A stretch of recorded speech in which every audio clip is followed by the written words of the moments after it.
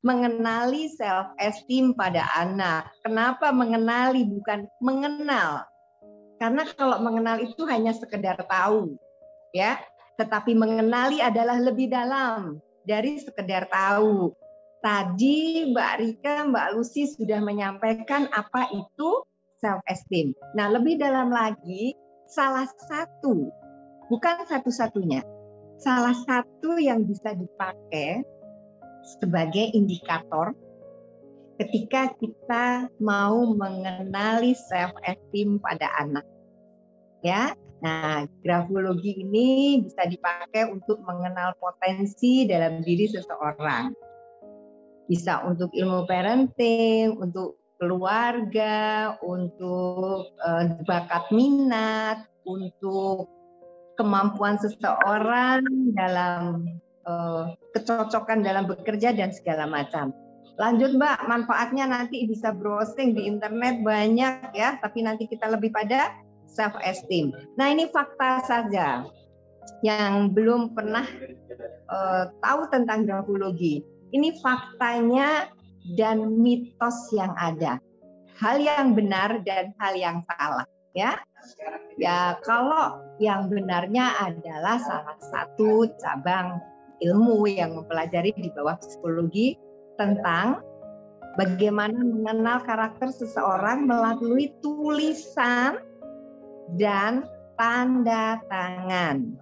Jadi Bapak Ibu-Ibu semua yang sekarang hadir, kalau mau mengidentifikasi apakah ada tanda self esteem itu pada diri saya yang paling dalam, soalnya kadang-kadang saya pede, kadang-kadang saya bisa menghargai diri saya sendiri, kadang-kadang tidak.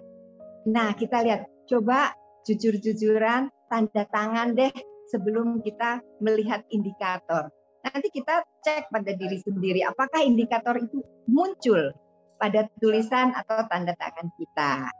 Itu ya, Ibu-ibu sama Bapak, kita akan lanjut tentang grafologi. Lanjut Mbak Lucy, ngebut karena waktunya hanya 15 menit. Ini ada metode Francis, ada metode Jerman, ada metode holistik, dan saya menggunakan metode holistik. Jadi ketika melihat sesuatu tidak hanya dari satu sisi, tapi secara keseluruhan. Nah ini, sebetulnya Mbak Lucy tadi sudah menyampaikan tentang potensi-potensi seseorang yang ada dalam pikiran bawah sadarnya. Kenapa saya memilih grafologi? Bapak Ibu, grafologi itu asalnya adalah dari pikiran bawah sadar.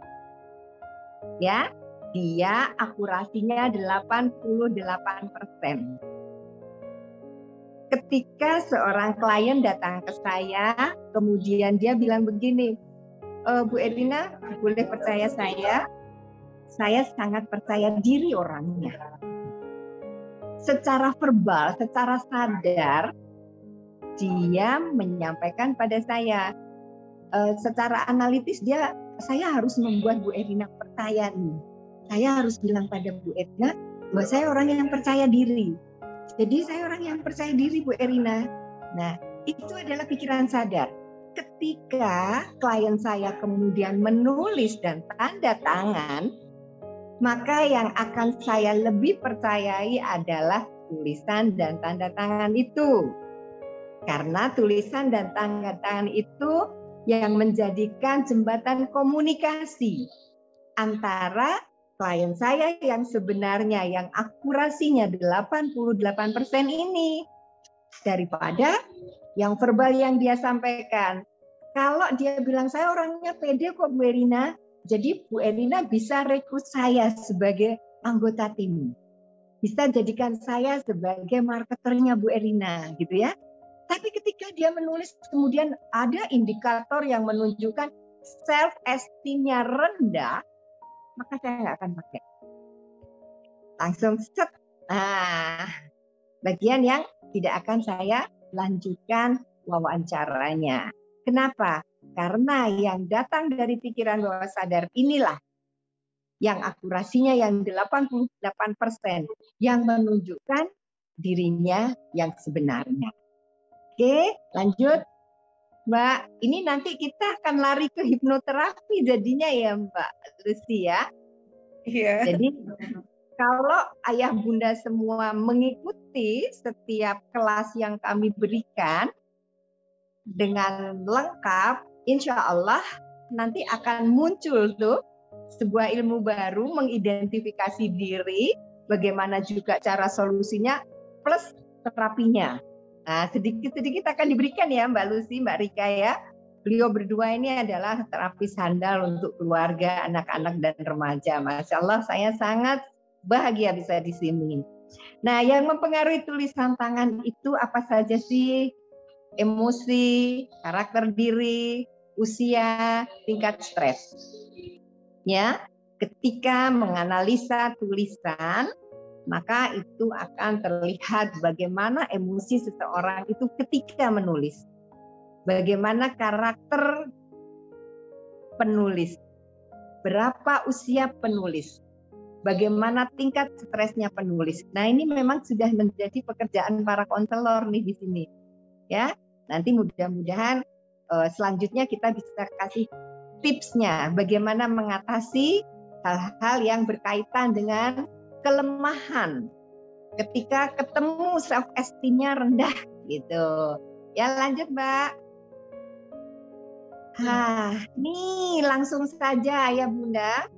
Self esteem adalah bagaimana seseorang menilai dirinya sendiri dalam beberapa aspek kehidupan. Tidak hanya berkaitan dengan evaluasi diri, tetapi juga perbandingan dengan orang lain. Tadi Mbak Rika udah bilang, Mbak Lucy juga udah sampaikan, contoh dari Mbak Lucy tadi, aku memang nggak pandai bikin prakarya gitu ya.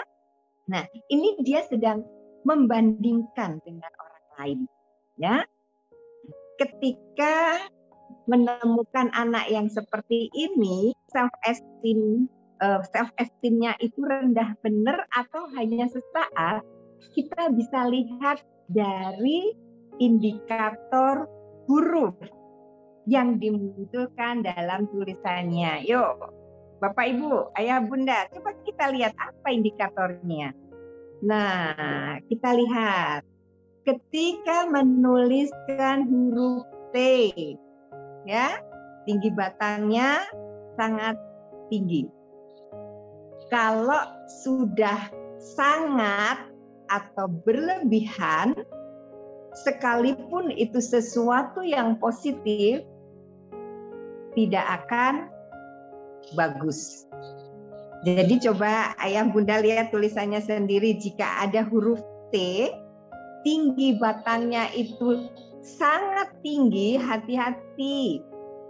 Itu self esteem yang berlebihan pada diri sendiri. Kalau saya suka bilang, kapasitas Anda 10, tapi Anda menyampaikan pada orang lain bahwa saya bisa 15. Gitu. Kalau untuk rekrutmen kan nggak bagus. Ya, jadi dia menjanjikan, ya Bu Erina, saya akan bisa dapatkan pembeli 10 orang gitu ya. Itu kenyataannya nanti akan di bawah dari apa yang dia janjikan.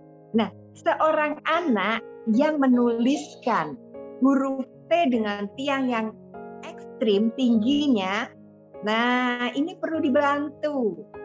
Dibuat untuk proporsional. Seperti yang tadi Mbak Rika sampaikan. Nah, kalau cerita ya, coba bilangnya nggak usah rumah kita tingkat 5, nggak usah rumah kita pakai lift. Ya, nanti kalau temannya datang ternyata nggak ada liftnya, gimana? Dengan gaya yang tidak memojokkan dan tidak menghakimi.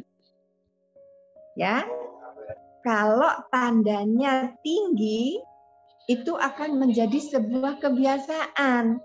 Bahwa sadar dia akan senang menyampaikan sesuatu yang berlebihan tentang yang sebetulnya tidak dia miliki.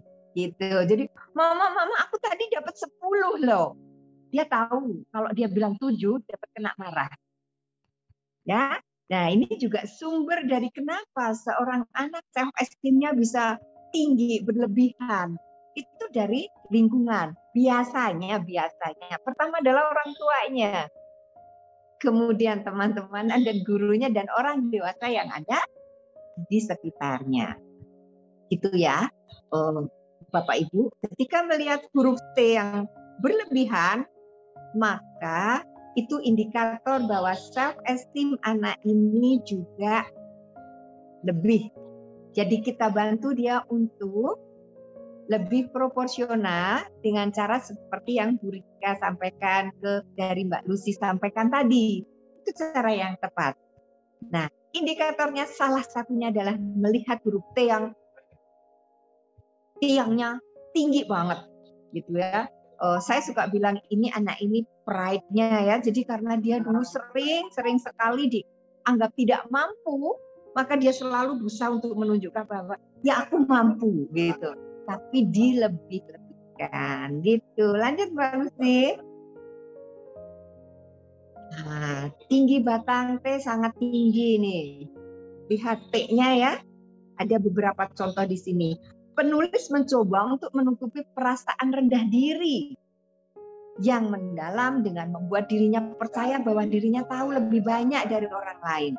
Ini kecenderungannya jadi meremehkan tapi tidak realistis gitu ya. Terus dia juga need for attention, membutuhkan pujiannya lebih dibandingkan. Jadi kalau temannya dipuji, punya adik bagus loh, keren tuh, warna-warninya oke. Cukup, tapi buat dia nggak cukup. Dia harus dilebihkan. Oh, ada sampai warna-warna harus disebutkan ya. Nah, ini membutuhkan pujian yang berlebih. Oke, lanjut Mbak. Nah, nih D. Selain huruf T, huruf D juga ya. Jadi tiang D-nya itu tinggi banget. Tingginya tidak proporsional. Ya. Secara lahiriah, penulis sombong dan tidak aman di dalam.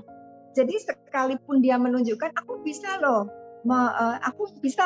dapetin 10 gitu. Padahal dia tahu pasti kemampuan dia hanya 7. Ini membuat dirinya tidak nyaman. Ya, ini membuat dirinya tidak nyaman, menjadi orang yang tidak terbuka, tidak terus terang ya. Oh ya Mbak Sulis, saya nanti diketuk-ketuk ya kalau saya waktunya sudah mulai habis ya. Iya Bu. Nah, kemudian membual untuk menutupi kekurangan yang sebenarnya. Kalau ada anak yang sudah terlalu sering mengatakan yang tidak sebenarnya, itu jangan langsung dijustifikasi bahwa dia pembohong, bahwa dia sedang melebih-lebihkan ini karena dia memang hobi berbohong. Belum tentu. Dia melebihkan ini pada kebutuhan bahwa ingin diakui. Ya. Terus kalau dikritik dia sangat sensitif. Kenapa? Ketika dikritik dia merasa dia sangat buruk. Ya, dia bandingkan dirinya dengan orang lain dan dia merasa iya kan aku nggak pantas, ya kan aku emang nggak bisa, ya kan aku memang buruk. Nah, anak-anak seperti itu. Baik Bu, 1 menit lagi Bu, mohon maaf. Terkesima. Oke, lanjut. Saya akan langsung nanti materi bisa dilihat yang paling bisa dilakukan oleh orang tua untuk melihat itu huruf awal. Huruf awal. Ketika seorang anak menuliskan huruf awal itu agak berlebihan, sangat berlebihan, ya itu juga self esteem yang tinggi. Ya. Nah, kalau yang proporsional gimana Bu Erina tadi kok yang berlebihan yang nggak bagus semua. Yang bagus adalah ketika menuliskan huruf D itu antara gendutnya si perut D itu dengan tiang di atasnya itu proporsional.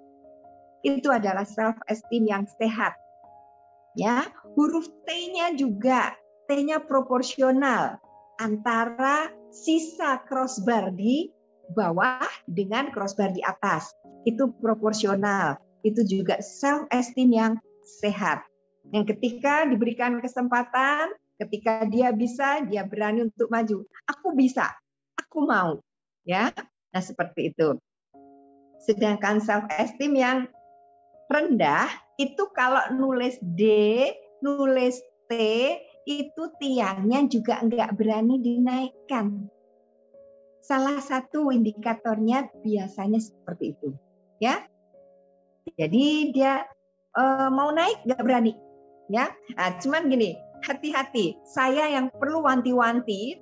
Ini saya selalu saya tekankan. Grafologi itu bukan ilmu yang simpel, yang hanya melihat 1-2 indikator maka itu pasti hasilnya itu. Ketika melihat D-nya rendah, maka self esteem-nya rendah. Tidak. Ya, kita kalau dalam grafologi harus melihat holistik. Banyak indikator, tidak hanya satu saja. Jadi ketika melihat ada D-nya rendah, gitu ya, coba lihat ketika dia menuliskan tanda tangan tangannya kecil gitu, menuliskannya Erina gitu kecil, seolah-olah nggak ingin dilihat. Nah ini hal-hal yang perlu dibantu, berarti sinkron, ada beberapa tanda. Terus menuliskan huruf namanya nggak berani dengan huruf besar. Itu Bu tulis ya, nulis Erina Rusdiantari gitu, E-nya besar nih Erina, Rusdiannya R-nya kecil, Tari S-nya kecil, Lucia L-nya kecil, P-nya besar. Ada salah satu huruf di dalam memberikan nama ya, di namanya huruf besar itu tidak dilakukan.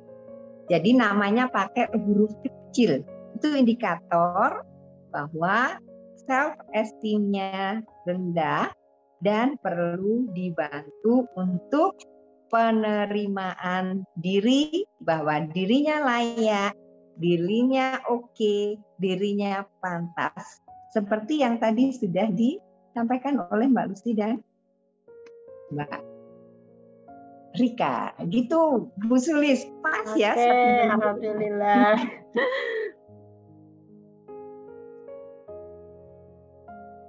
Masih di mute Mbak Sulis speakernya. Oke. Ya, terima kasih Bu Ermina, sangat menarik sekali materi yang telah disampaikan. Saya sendiri sampai terkesima gitu ya, karena memang belum pernah mendengarkan kajian seperti ini dan tentunya sangat tertarik dan sangat menarik dan juga menambah pengetahuan kita dan sangat berguna sekali. Baik, kita berikan kesempatan kepada peserta untuk bertanya tentang apa yang disampaikan oleh Bu Erwina. Silakan. Apakah ada? Oh ya, silakan Ibu, perkenalkan diri. Saya Dela dari Bogor. Tadi tentang grafologi itu, saya masih belum paham tentang garis-garis bantunya. Maksudnya itu garis yang terletak itu yang disampaikan tadi itu seperti ukuran buku tulis anggun itu ya Bu ya? Jadi maksudnya, iya betul ya. Oke. Nah, jadi pakai perbandingan boleh Ibu, pakai perbandingan boleh Ibu, ya? Iya. Pakai perbandingan. Maksudnya tuh gini Bu, kalau kan sebagai audiens hari ini saya paham dari yang dipaparkan bahwa cirinya seperti itu. Jadi kalau terlalu tinggi itu terlalu berlebih, atau di bawah itu berarti ada gangguan self esteem yang terlalu di bawah. Nah, apakah itu tuh akan terlihat kan saya udah tahu nih Bu. Jadi saya upayakan aja menulisnya itu di posisi yang proporsional. Nah, itu apakah ada pengaruhnya? Maksudnya tetap akan kelihatan kah gitu? Jadi ketika menemukan yang tidak proporsional, Ibu akan berusaha memperbaiki dengan proporsional, begitu kan? Iya. Betul, Bu. Ini bukan sekedar mengganti tulisan, lebih pada karakter. Jadi kalau Ibu ingin membuat proporsional, latihannya dengan membuat tulisan yang copybook yang sebenarnya. Jadi perbandingan antara zona tengah dan zona atasnya, batang dan buletannya itu seimbang. Itu Ibu bisa lakukan dengan mengatakan ini nak yang benarnya ya. Yang benarnya adalah yang proporsional antara yang tengah dengan yang tiangnya. Ketika menyampaikan secara grafologi di sisi lain Ibu aplikasikan memberikan masukan yang baru, edukasi yang baru seperti yang Mbak Lucy dan yang Mbak Rika berikan. Jadi memberikan masukan baru. Ya, untuk apa? Untuk mendelete. Ini masuknya nanti dalam ranah hipnoterapi, hipnosis untuk mendelete yang over self esteem menjadi proporsional. Secara tulisan dibuat latihannya, secara mindset dibantu edukasinya. Seperti itu Ibu, ya. Jadi holistik. Terima kasih Bu, cukup jelas. Sama-sama. Baik, terima kasih Ibu. Dan di sini ada kolom chat yang bertanya, Bu, bagaimana cara mengatasi anak atau orang yang memiliki self esteem yang tinggi? Langkah apa yang harus dilakukan?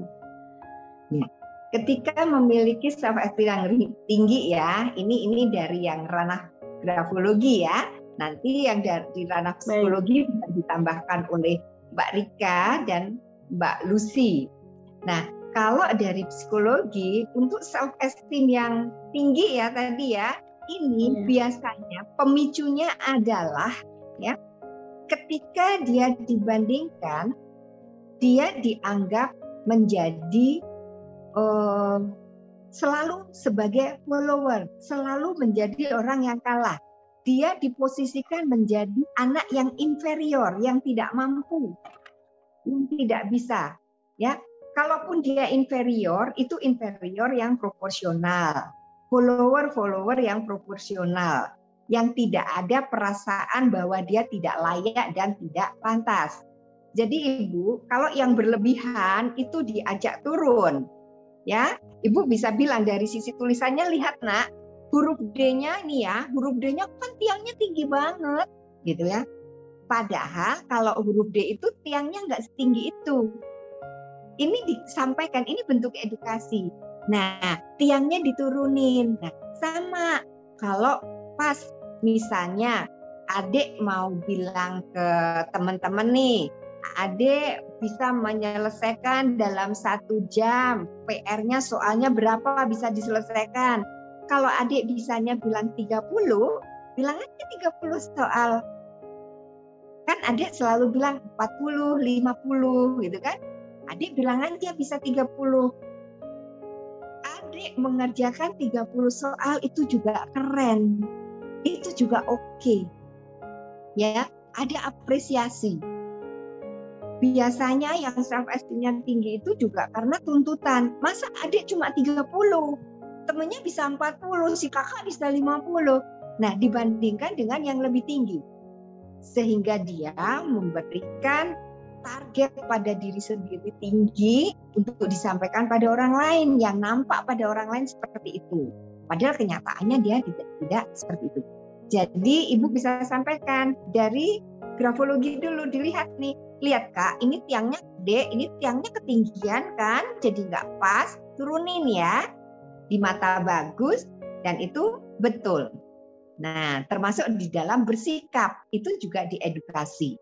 Nah, nanti bagaimana teknik edukasi supaya bisa membypass waktu yang bisa cepat, bagaimana mengedukasi yang langsung jeder, dapat itu yang canggih adalah Mbak Rika, Mbak Lucy. Kita tinggal tunggu kapan itu mau dimainkan di dalam sesi-sesi yang akan datang. Gitu ya Mbak Lucy, Mbak Rika ya.